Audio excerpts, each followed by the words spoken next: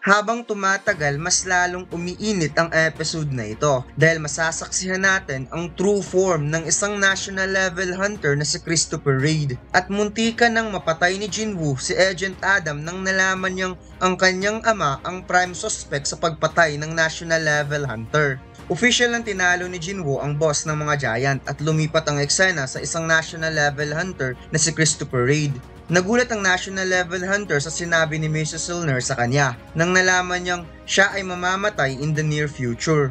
Wika ng hunter, malaki ang kanyang pasasalamat kay Mrs. Silner sa ginawa nito sa kanya. Subalit hindi sila gaanong close para magbibiruan sa isa't isa at galit na sinabi ni Christopher kung sino ang nilalang na may kakayahang pumatay sa isang national level hunter. Napapikit ang mata ni Mrs. Silner sa nanilisik na titig ni Christopher at sinabing nagkaroon daw siya ng panaginip patungkol kay Christopher Reid. Nainis ang hunter dahil yan lang talaga ang pinunta nila dito para ipaalam sa kanya ang isang walang kwentang panaginip. Alam daw niya kung ano ang trabaho noon ni Mrs. Silner. Mayroong nagsasabing kaya ito nagpo-possess ng unique na kakayahan pagkatapos ma-awaken dahil isa daw itong psychic noon. Isa siyang national level hunter kaya walang sinumang kayang pumatay sa kanya. Gusto pa sanang magpaliwanag ni Mrs. Silner sa kanyang panaginip ngunit pinatigil na ito ni Christopher at tinanggap niya ang possibilities na naniniwala siya kay Mrs. Silner. Kaya tinanong niya kung sino man ang may kakayahang tumulong sa kanya dahil napaka-imposible daw na mayroong taong kayang protektahan ng isang national level hunter na itinuturing pantay ng isang bansa. Sinabi ni Mrs. Silner na mayroong nag-iisang taong kaya siyang protektahan at tulungan, si Hunter Song Jinwoo. Samantalang unti-unti nang nagsasara ang S-rank gate ng Japan. Naisip ni Jinwoo na tama lang ang kanyang ginawang desisyon na patayin ang King of Giant dahil kahit na ito ay nakadena sa isang special chain, napaka-overwhelming pa rin ng kapangyarihan nito. Buti na lang naaalala niya ang laban nung trinaydor ni Baran ang Shadow Monarch. Na-realize niyang hindi niya hahayaang mabuhay ang isang monster sa kanilang mundo, kaya kailangan pa talaga niyang magpalakas. Ang balita na nagawang ma-wipe out ang Giant sa bansang Japan ay mabilis kumalat sa buong mundo, social media at iba pang platform, at sinasabing mayroon na namang bagong national level authority hunter, subalit sa pagkakataon na ito, hindi lang ang mga Korean ang nagsasabi ng magandang komento, sa halip buong mundo. Ang Giant na tumawid papuntang China ay nagawang talunin ni Liu Zigang, habang ang chairman ng Japanese Hunter Association na si Matsumoto ay sumuko na sa otoridad since kailangan pa rin niyang harapin ang kanyang kasalanan. Samantalang nag-organize ng party ang US government para sa mga American hunter dahil successful nilang na-clear ang S-rank gate na lumitaw sa state of Maryland. Nakita ni Thomas Andre ang mga hunter na minaliit si Jinwoo bago nagsimula ang kanilang raid. Kaya nagulat ang mga ito kung sino ang higanting nasa kanilang tabi at sinabing, "Naaalala niyo pa ba ang pustahan natin?" Sagot ng tatlo, "Wala kaming pinusta." Nakita ni Thomas Andre ang magandang necktie ng kalbo, kaya gusto niya itong kunin para sa pustahan. Kaya walang nagawa ang kalbo kahit hindi naman siya pumusta, ibinigay niya ang kanyang necktie. Ipinakita ni Thomas Andre kay Laura ang magandang necktie, subalit wika nito, mukha daw mamahalin ngunit hindi bagay sa Hawaiian t-shirt, kaya itinapon na lamang ni Thomas Andre dahil alam daw niyang hindi naman talaga ito bagay sa kanya. Mayroong inulat si Laura kay Thomas Andre na mayroon daw silang problema. Lumabas na ang listahan sa mga invited na guilds for International Guild Conference this year at kasama ang Korean Ajin Guild. Nagulat si Andre kung sino ang nasa likod ng Ajin Guild. Wika ni Laura, ito ang guild na binuo ni Hunter Song Jinwoo, kaya umabot sa tainga ang ngiti ni Andre nang nalaman niyang pupunta sa Amerika si Song Jinwoo.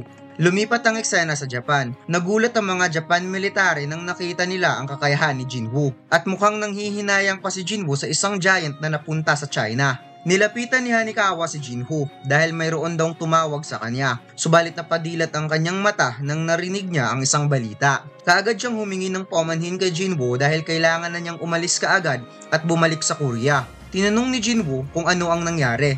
Wika nito, hindi pa daw niya alam ang detalye, ngunit mayroon siyang family problem, kaya kailangan na niyang umalis ngayon din. Umalis si Jinwoo at sinamahan ni Hanikawa papuntang airport. Hindi pa daw narinig ni Jinwoo ang kanyang ina na nanginginig ang boses habang nagsasalita sa kanya, kaya nag-aalala talaga siya kung ano ang nangyari. Kaagad nakarating si Jinwoo sa Incheon International Airport at sinalubong siya ng sekretary ng kanyang ama. Wika nito, handa na daw ang sasakyan at kailangan daw patatagin ang dibdib ni Young Master Jinwoo. Nalaman ni Jinho na ang kanyang ama ay mayroong sakit na eternal slumber at ito na daw ang kanyang final sleep. Sobrang nag-aalala si Jinho nang nakita niya ang kanyang ama, ngunit pinigilan siya nito dahil bawal lumapit ang isang hunter na hindi kayang kontrolin ng kanilang magical power. Kaya nalungkot si Jinho dahil sa huli, isa siyang walang kwentang anak.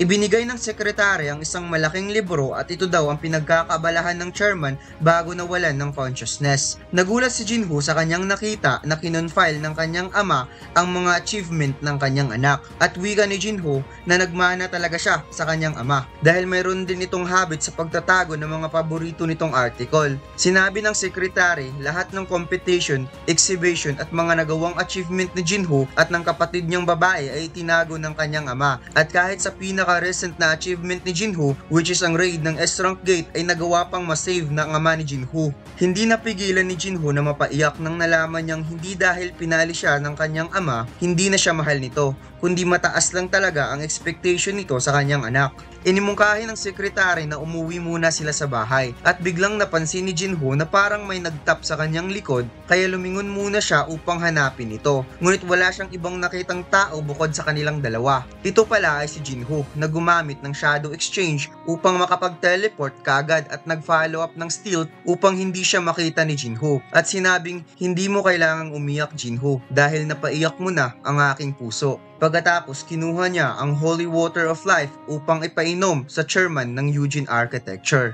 Dumating ang kapatid na babae ni Jinho na si Eugene Hee sa hospital at makikita natin ang malungkot nitong mukha. Ngunit bigla siyang nagulat sa isang taong napansin niya na palabas sa hospital at mas lalo siyang nagulat nang nakita niyang gising na ang kanyang ama. Napansin ni Jinho na umilaw ang kwarto ng chairman kaya kaagad ditong umalis at sinabing happy birthday in advance Eugene Ho. Nag-isip si Jinho kung ano ang kanyang gagawin dahil sayang din naman ang libre niyang oras at tapos na rin ang kanyang trabaho. Bigla niyang naaalala si Cha Hae-in, ngunit nakapag-decide siya na magsagawa na lamang ng raid sa mga dungeon na hindi pa na-claim.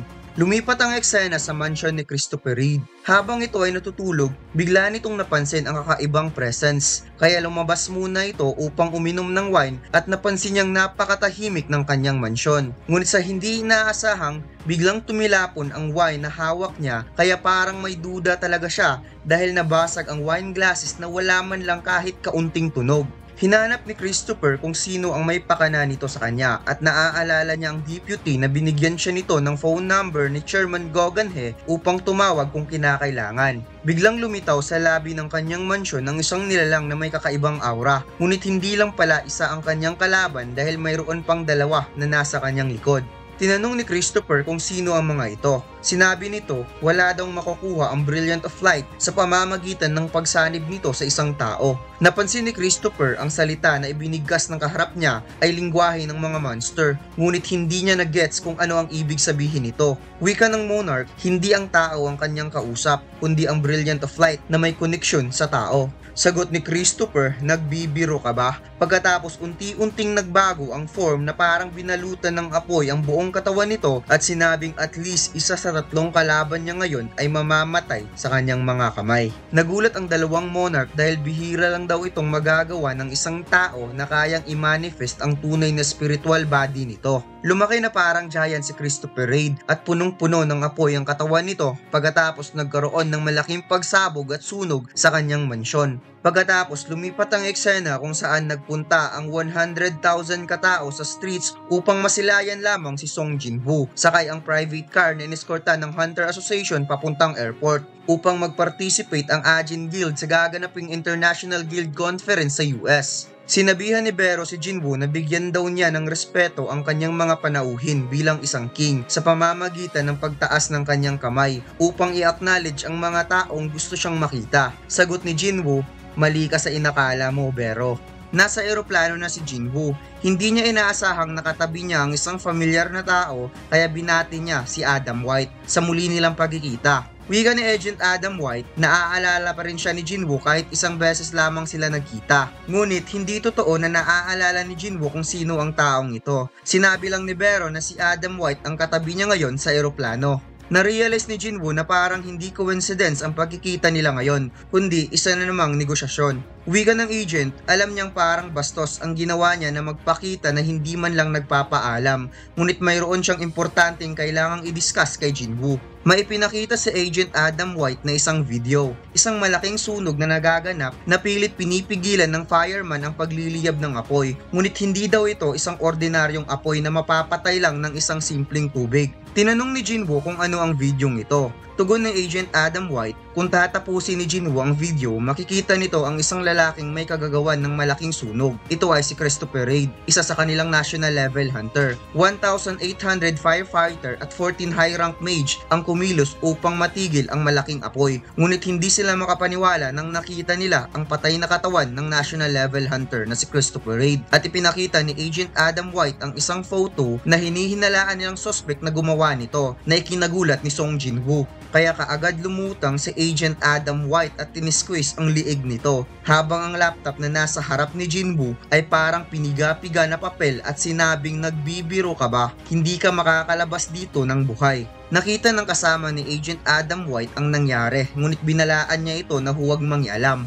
Sinabi ng agent kay Jinwoo, ang tao na nasa photo ay nanggaling sa loob ng dungeon at hinihinalaan nila itong isang human beast monster dahil ang mana na umaapaw sa taong tinutukoy niya ay nanggaling sa isang magic beast at inatake nito ang isa sa kanilang mga S-rank hunter. Pinakawala ni Jinwoo ang agent at hindi siya makapaniwala kung kagagawan nito ng kanyang ama. Dagdag pa ng agent, pagkatapos nitong ni-knockout ang kanilang hunter, umalis ito na parang hangin at wala man lang kahit kaunting bakas, kaya hindi nila ito nahanap. Ang rason kung bakit ipinapakita niya ang photo na yan kay Jinwoo dahil sa paparating na International Guild Conference, magtipon-tipon ang lahat ng representative ng guild sa buong mundo at ang Federal Bureau of Hunter ay magbibigay ng red notice sa ama ni Jinwoo. Ibig sabihin, ang kanilang investigation patungkol sa ama ni Jinwoo ay hindi na may tatago at may sa publiko na. At dito lang nagtatapos ang ating kwento mga lads. Huwag mo sanang kalimutang mag-like, comment at mag-subscribe sa ating YouTube channel at mag-follow sa ating Facebook page. Salamat!